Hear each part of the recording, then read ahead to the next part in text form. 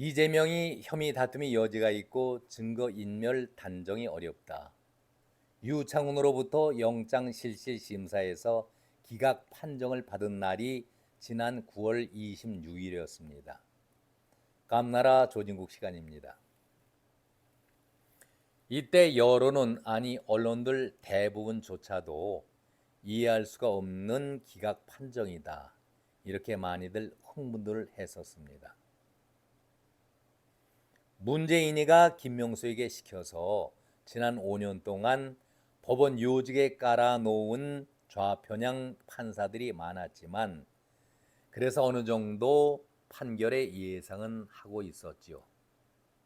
그러나 오로지 국민 상식, 법리만을 기준으로 공정하게 판결을 바라는 신라 같은 희망 속에서 기대를 갖고 있었지만 예상대로 기각 판정을 받지 않았었습니까? 그 기각 판정 하나가 단순히 기각으로 끝났던 것이 아니라 정치 판도를 완전히 흐트러 놓고 바꿔놓는 엄청난 지각 변동을 가져온 것 알고 계시지 않습니까?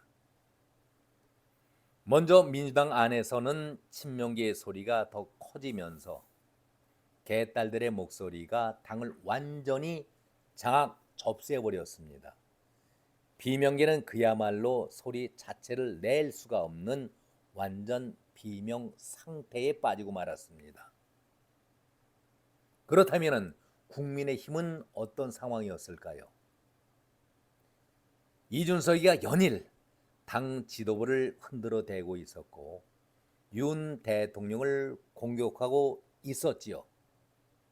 또 그러다 보니까 대통령과 당 지지율이 박스권 안에 들면서 움직이지를 않게 되니까 무기력해지고 말았습니다.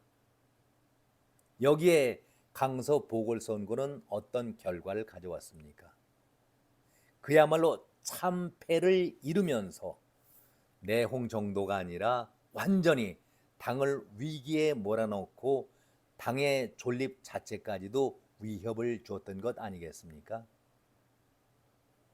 이런 와중에 당 안에서 늘 비판 소리 내부 총질 운운하던 이준석이가 날개를 달았었죠. 신이 나서 대통령과 당 지도부를 연일 더 강하게 공격을 해대고 있었으니 그야말로 국민의힘도 절체절명의 위기에 빠졌던 것도 사실이었습니다.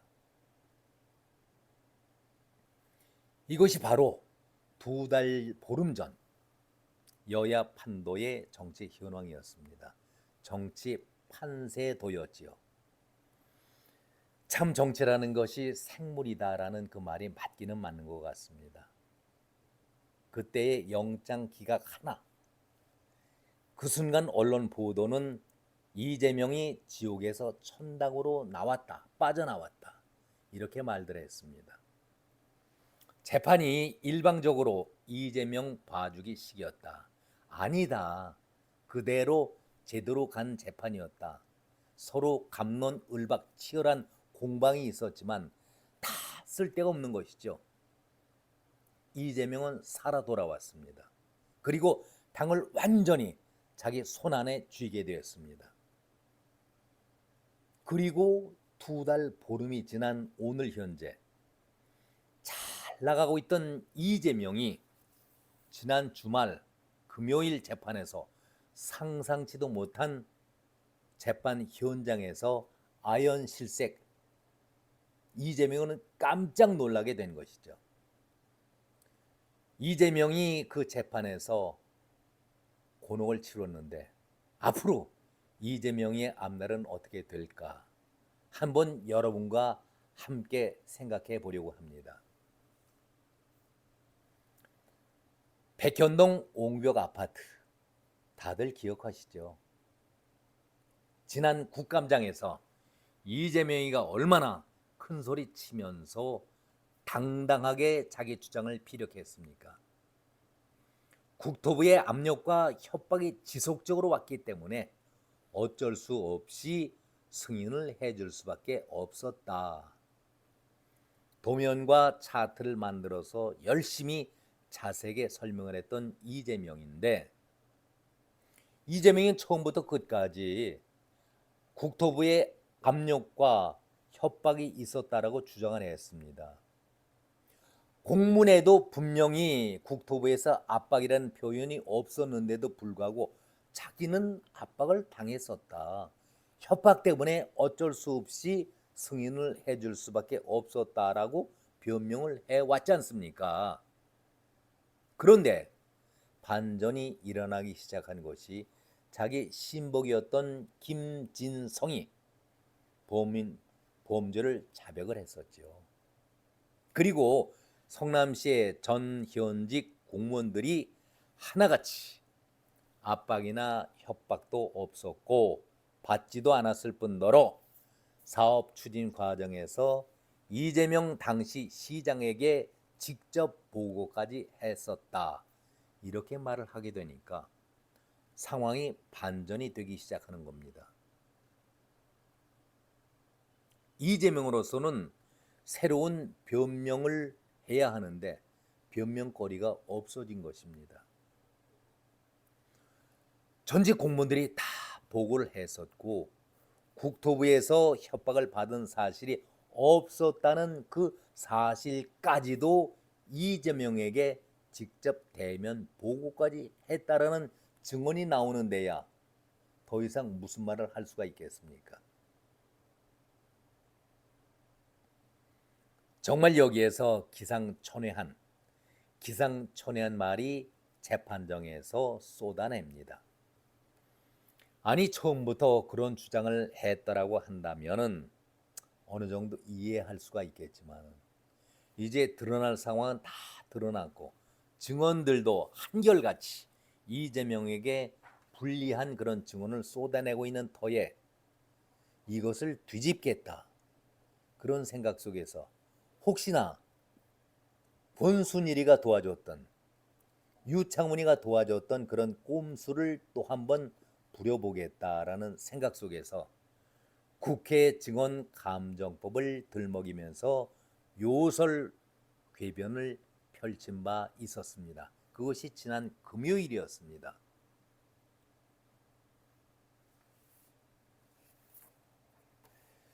국회 증언감정법이라는 것이 있는데 이재명과 변호인은 한 번도 이것을 거론하지 않고 있다가 국회 증언감정법 구조 3항 이것을 들춰냈습니다.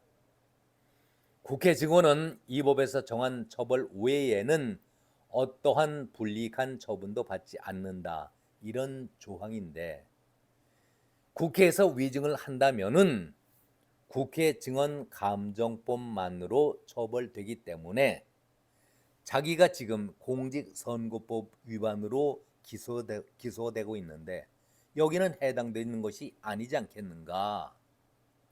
국회 증언감정법을 따르면은 절대 내가 처벌을 받을 수가 없는데 국회 차원에서 고발도 한 것이 없었고 검찰이 국회 증언감정법을 이용해서 기소할 수도 없는 것인데 그렇다면은 나는 공직선거법 위반에는 적용되는 것이 아니지 않겠는가 이런 역설을 주장하고 궤변을 떨었던 것이죠.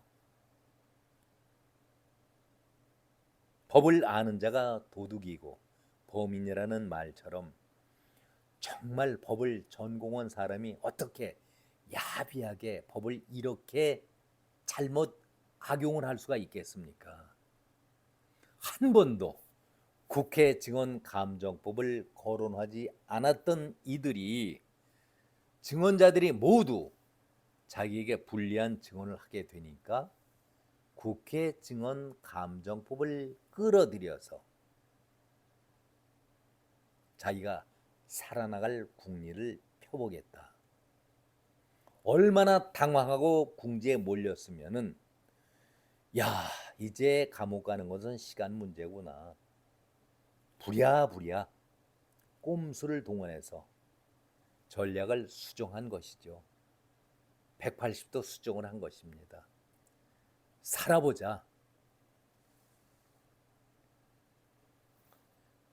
그렇다면은 국감장 안에서 거짓말을 해도 국회의원은 면책 특권을 받기 때문에 법적으로 면책을 받는다. 그런 주장을 하고 있는 것이 이재명의 주장 아니겠습니까? 아니, 의도적으로 이것이 거짓말인 것을 알면서도 의도적으로 고의적으로 거짓말을 했는데 이것이 면책 대상이 될 수 있습니까? 고의성이 없다면은 한 번쯤은 참고해 볼 만한 그런 사항이지만 내가 의도적으로 고의적으로 이것을 거짓말을 해서 내가 갖고 있는 면책 특권이기 때문에 살아보겠다. 이것이 허용되겠습니까? 어떻게 이런 주장을 내세울 수가 있습니까? 어떻게 이런 자가 당 대표 자격을 유지할 수가 있습니까? 친명 그리고 제명 어천가를 부르는 자들, 개딸들에게 한번 물어보고 싶습니다.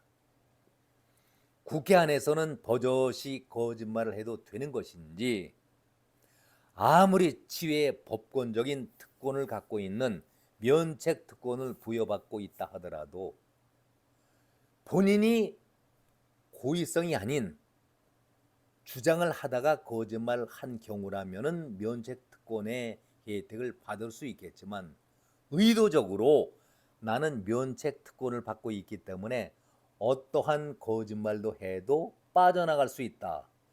그것은 면책 특권이 아니지요.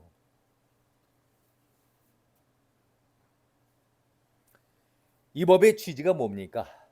공무원 등이 국회에서 사실을 증언한다 할지라도 인사상 불이익을 받지 않도록 양심에 따라서 증언할 수 있게 하자는 것이지 거짓말을 해도 처벌받지 않는다는 규정은 아니지 않겠습니까? 법을 아는 사람이, 법을 전공했다는 사람이 법을 악용하고 이를 변호하는 변호인들, 합법적으로 돈을 받는 강도들이라는 도둑들이라는 소리를 듣고 있지 않습니까? 정말 부끄럽지 않습니까? 검찰은 이재명과 변호인들의 주장이 억지다. 한마디로 받아들일 수 없다. 공직선거법을 위반했다라고 한다면 국회 국정감사장에서 허위 발언을 직접 했었고 이것이 공직선거법을 위반했다라면 얼마든지 처벌할 수 있다. 이런 주장을 하고 있습니다.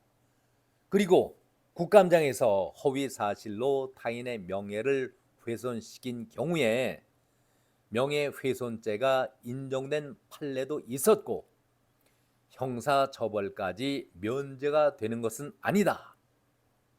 그렇게 주장을 하고 있습니다.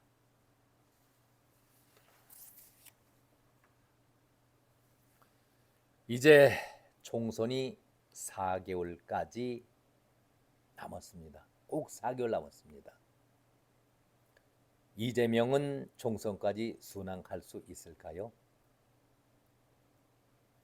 이재명이 유창훈과 같은 판사를 법정에서 또다시 만날 수가 있을까요? 일단 이재명은 올해를 보내면서 백현동에서 치명타를 당했습니다. 빈대도 낯짝이 있느냐 이재명에게 묻고 있는데 궁색하지요. 옹색하지요. 국회 증인감정법을 들고 나왔는데 부끄러운 일 아니겠습니까? 법카 문제로 또 한 번 어려움을 겪고 있다는 말씀을 제가 드린 바 있습니다. 올 국회에 올 한 해가 가기 전에 국회에 영장 청구 체포 동의안이 넘어온다면 지금 민주당은 어떻게 대응할 수 있을까요? 대응할 길이 있기는 있습니까? 한번 지켜보시죠. 세상의 볼거리 가운데서 하나가 남 싸움하는 것, 구경하는 것도 볼만하다고 하는데 자, 이재명이 당 안에서 영장 청구가 다시 이루어진다면 어떻게 대응하는지 같이 지켜보시기 바랍니다. 오늘은 여기까지입니다. 고맙습니다.